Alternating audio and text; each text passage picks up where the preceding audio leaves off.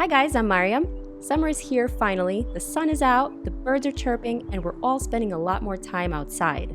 Today I've prepared a look just for that. It's fresh, fun, and effortless, and is perfect for any special occasion spent outdoors. This makeup was inspired by Chloe Wine Pinot Grigio, one of my favorites for a picnic in the park, and this is sort of my take on that classic playful beauty. Alright, so let's get started. First step is primer. Apply it to the center of your face, the T-zone, or any part of the skin that has texture. A good primer will help smooth out large open pores, fine lines, and imperfections. Foundation time. Using a stippling brush, apply to the areas that need the most coverage. For me, that's my cheeks, so that's where I concentrate the most product. Then, use the remainder that's on the brush to apply minimal product to the rest of the face. Buff out the foundation using small circular motions, alternating clockwise and counterclockwise directions. This will make your pores practically invisible, and this is where that stippling brush will come in really handy. So the one that I'm using is linked below as always. Keep in mind, natural light is unforgiving, so make sure to blend out the edges for a seamless finish. Time for concealer.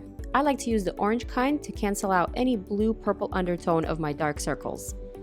A Beautyblender sponge like this one is definitely your friend, especially since flawless, natural-looking skin is the key component to any look that is meant for the outdoors.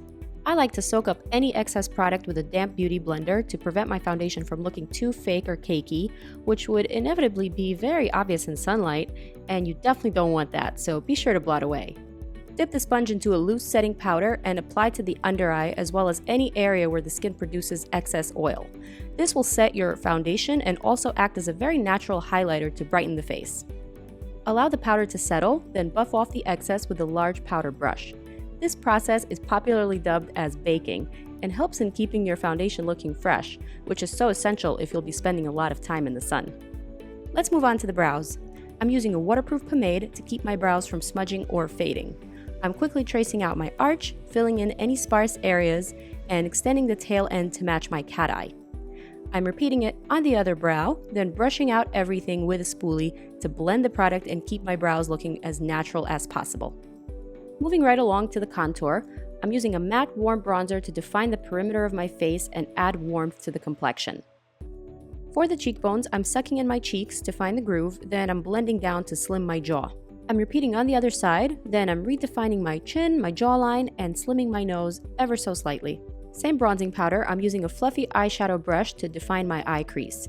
I'm dragging the crease shade into the temple area to lift the eye and flow with the contour. Now I'm taking a taupe shade on a pencil brush and applying it to the outer corner of the lid and also defining my lower lash line. Picking up a black shadow with a pointed defining brush, I'm drawing a small wing, keeping it very soft and smudged. I'm also concentrating the shade on my outer lower lash line. I'm going back with that taupe shadow on the pencil brush and I'm just dragging it back to create more of a gradient. Next, I'm going back with the matte bronzer on the crease to blend and pull everything together. The final look should be very soft, blended, and effortlessly defined. I never skip the inner corner highlight, so I'm using a pale gold pencil to define the tear duct, then smudging it for a softer feel. And here's where my Chloe Wine Pinot Grigio inspiration really comes in. I'm dipping my pinky into some fine gold glitter and applying it all over my lid. Yes, I love wearing sparkles to outdoor events because they reflect so brilliantly against the sun. And against wine, of course. Don't be afraid of loose glitter. If any of it falls on your face, just dust it off with a powder brush. Time for lips. Using a pinkish purple lip liner, line the lips and fill in the entire lip shape. And now for that summery pop of color, apply a peony pink lipstick to the outer portion of the lips. Next, apply a lighter petal pink lipstick to the center of the lips to create a fuller pout. Blend the two, press the lips together, and voila! Because it's so easy to overdo and can be difficult to fix, I like to apply my blush last, after the main pop of color. I chose a shade that is similar to my lip color but slightly warmer to go with my warm skin tone.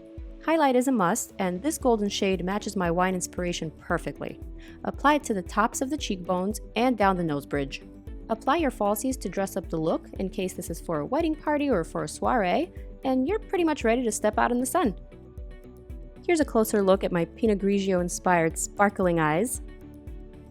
And here's the full look in action. Sculpted features, bright lips, subtle eyes. I really hope you like it. Sending you lots of kisses. Thank you so much for watching. I love you guys, and I'll see you in my next video. Wishing you an awesome summer. Cheers!